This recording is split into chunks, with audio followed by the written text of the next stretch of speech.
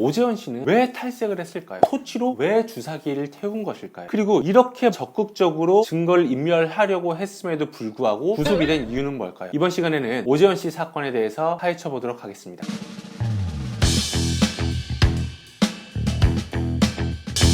안녕하십니까. 변호사랑의 형사전문 변호사 최유진 변호사입니다. 최근 국대 출신이자 프로야구 선수였던 오재원 씨가 마약 사건으로 구속이 되면서 한동안 잠잠했었던 마약 범죄가 사회적 관심사로 떠오르고 있는데요. 특히나 디스패치에서 오재원 씨와 A씨의 통화 녹취록을 공개를 하면서 사회적으로 큰 파장을 일으키고 있습니다. 이번 시간에는 오재원 씨 사건에서 어떠한 부분들이 쟁점이 되는지에 대해서 한번 살펴보도록 하겠습니다.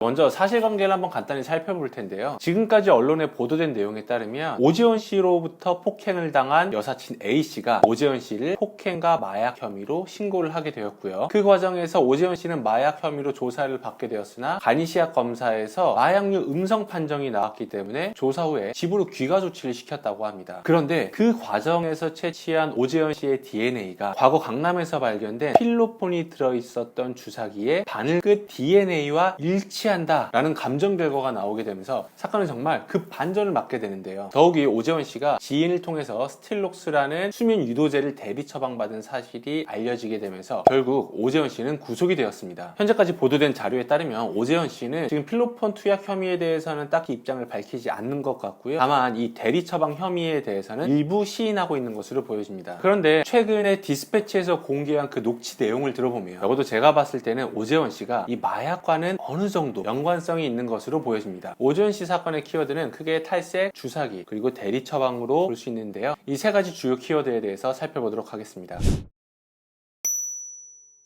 첫 번째 키워드는 탈색입니다. 마약 사건에 있어서 나와 함께 마약을 투약했었다라는 누군가의 진술만으로는 죄가 입증되기 어렵습니다. 말 그대로 말밖에 없기 때문이죠. 그러면 이런 마약 사건에서 결정적인 증거는 무엇일까요? 가장 결정적이고 대표적인 것은 바로 체내에 남아있는 마약 성분입니다. 당연히 내가 마약을 투약을 하게 되면 체내에 그 마약 성분이 남게 되겠죠. 다만 그 부위에 따라서 잔류 기간과 검출 성분에 조금 차이가 있기는 한데요. 소변 같은 경우에는 검출 가능성이 높은 반면에 잔류 기간이 매우 짧다는 특징이 있고요. 모발 같은 경우에는 검출 가능성이 상대적으로 낮기는 하지만 검출 가능한 기간이 상대적으로 길다라는 특징이 있습니다. 물론 소변이나 모발뿐만 아니라 다른 체모나 혹은 혈액 같은 데서도 마약 성분이 충분히 검출될 수 있는데요. 그렇기 때문에 상습적으로 마약을 투약하거나 아니면 마약 사건으로 입건된 피의자들 같은 경우에는 체내에 남아있는 마약 성분을 빼내기 위한 일명 디톡싱 작업을 많이 하곤 합니다. 가장 대표적인 것이 열심히 운동을 하거나 사우나를 가거나 아니면 맥주를 마셔서 몸에 있는 수분을 최대한 빼주고 새로운 수분으로 채우는 작업을 하게 되고요. 그 다음에 모발을 탈색을 하거나 아니면 그 외 모든 채모들, 심지어 눈썹까지 다 왁싱을 하면서 증거를 인멸하는 경우들이 많이 있습니다. 이 부분에 대해서는 제가 예전에 올려드린 영상을 한번 참고해봐 주시고요. 이번에 그 디스패치에서 공개한 녹취록을 보면은 사실 이 오재원 씨가 이야기하는 것을 봤을 때 이러한 디톡싱 작업에 대해서 상당히 잘 알고 있었던 것으로 보여집니다. 그렇기 때문에 어느 정도 마약과 연관성이 있지 않을까, 혹은 적어도 이 마약에 대해서 어느 정도 이해를 하고 있는 사람은 아닐까 하는 의심이 강하게 드는 것이고요. 특히 그 녹취록에 따르면 오재원 씨 같은 경우에는 3차례 이상 모발을 탈색한 것으로 보여집니다. 때문에 모발에서 마약 성분이 검출되지는 않을 것으로 생각이 되는데요. 물론 소변과 모발에서 마약 성분이 검출된다 하더라도 무혐의나 무죄를 주장해볼 방법이 있기는 하지만 악용될 소지가 있기 때문에 저희가 이번 영상에서 다루지는 않겠습니다.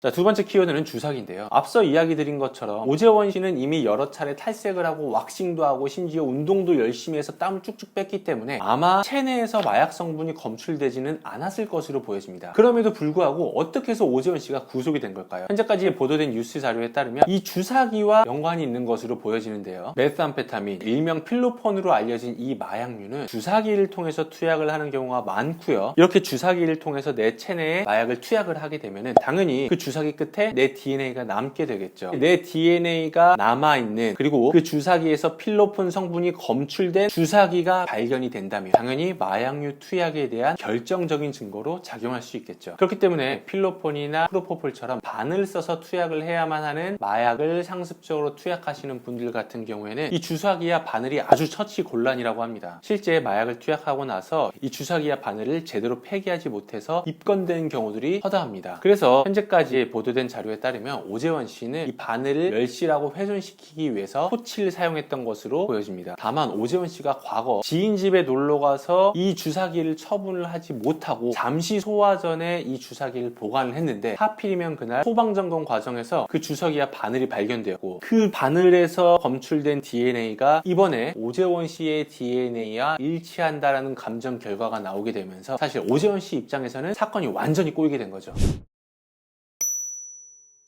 세 번째 키워드는 바로 대리 처방입니다. 오재원 씨의 부탁으로 A씨는 스틸록스라는 수면 유도제를 대신 처방받은 다음에 오재원 씨에게 전달한 것으로 보여지는데요. 아니 병원 가가지고 약 처방받았는데 이게 무슨 마약입니까? 라고 생각하시는 분들이 계실 텐데 여기에 대해서 자세히 알고 싶은 분들은 제가 예전에 올려드린 영상을 한번 참고해 주시고요. 결론만 말씀을 드리면 이 졸피뎀 성분의 스틸록스는 향정신성 의약품으로 마약류 관리법상의 마약류에 해당이 됩니다. 쉽게 말씀을 드리면 내가 병원에 가서 제대로 처방을 받고 이 약을 투약을 한다면 의약품이 되는 거고요. 그게 아니라 내가 불법적인 방법으로 이 약을 구매해서 투약을 한다면 이거는 마약류 구매 및 투약이 된다는 거죠. 보통 병원에서는 이 스틸록스가 향정신성 의약품이기 때문에 님스라는 이 시스템에다가 이 사람의 처방 내역을 다 입력을 하게 되거든요. 그러면 당연히 내가 여러 병원을 돌아다닌다 하더라도 월 제한이 있을 수밖에 없겠죠. 그렇기 때문에 이렇게 오재원 씨처럼 다른 사람에게 대리 처방을 부탁하거나 혹은 내가 다른 사람의 주민번호를 가지고 가서 그 사람인 것처럼 행세를 하고 약을 처방받는 경우들이 많은데요. 바로 대표적인 것이 자낙스나 스틸록스 같은 수면 유도제가 있고요. 또 하나 바로 펜타닐입니다. 이 펜타닐은 현재 미국에서 정말 심각한 마약으로 떠오르고 있는데요. 펜타닐 성분은 사실 합법적으로 의료용으로 쓸 수는 있는 마약입니다. 그러다 보니까 일부러 내가 병원에 가서 통증이 있다라고 하면서 펜타닐 패치를 받는 분들이 많은데요. 당연히 이것도 마약에 속하다 보니까 님스를 통해서 관리를 하게 되고요. 내가 받을 수 있는 처방 건수 제한이 있다 보니 다른 사람을 통해서 대리 처방을 받게 되거나 혹은 내가 다른 사람의 주민번호를 가져다 쓰면서 처방을 받아 투약하는 사건들이 빈번하게 발생합니다.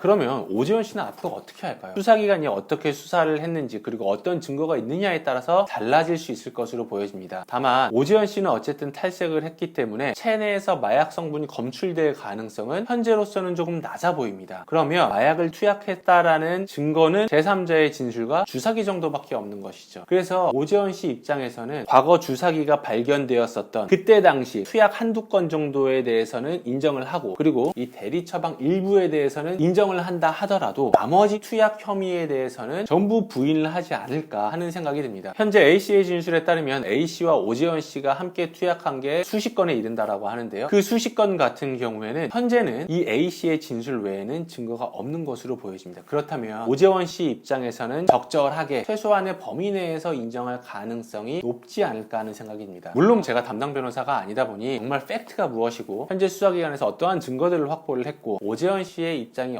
어떤지 모르기 때문에 지금까지 제 경험을 토대로 한번 추정을 해본 거니까요. 참고해 주시면 좋겠고요. 어쨌든 지금까지 디스패치가 공개한 녹취록에 따르면 오재원 씨가 증거인멸을 시도한 정황이 보이고요. 그리고 공범자를 회유하려고 했었던 정황도 보입니다. 그렇기 때문에 수사기관에서는 조금 더 깊게 이 사건을 파고들 것으로 보여지고요. 그러면 앞으로 이 조사가 어떻게 이루어지는가에 따라서 이 사건이 정말 훨씬 더 커질 수도 있고 혹은 저희가 생각했던 것과는 달리 상대적으로는 작은 사건에서 끝날 가능성도 있어 보입니다. 중요한 것은 마약류 중에서 이 필로폰 같은 경우에는 보통은 누군가와 함께 투약을 하는 경우가 많은 마약류라는 거죠. 다시 얘기해서 내가 그 마약류를 투약한다면 공범이 있을 가능성이 매우 높다라는 이야기입니다. 아무튼 이 사건이 앞으로 어떻게 흘러가는지 저희도 한번 좀 지켜보도록 하고요. 사건에 뭔가 특이사항이 생기는 대로 별도의 영상을 통해서 찾아뵙도록 하겠습니다. 지금까지 변호사랑의 최유준 변호사였습니다.